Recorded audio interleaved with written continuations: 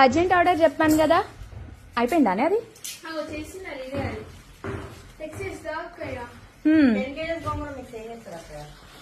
వాళ్ళకి ఏదో వెడ్డింగ్ ఉందంటారా? అవును, ఆ వెడ్డింగ్ మెనూలో యాడ్ చేసుకుంటారంట వాళ్ళు. లిస్ట్ లో కందిపొడి 2 kgs, బిర్యానీ మసాలా కేజీ, గోంగూర మిక్స్ 10 kgs, ఇంకా సున్నుండలు 3 kgs, చల్ల మిర్చి 2 kgs. ఓకే.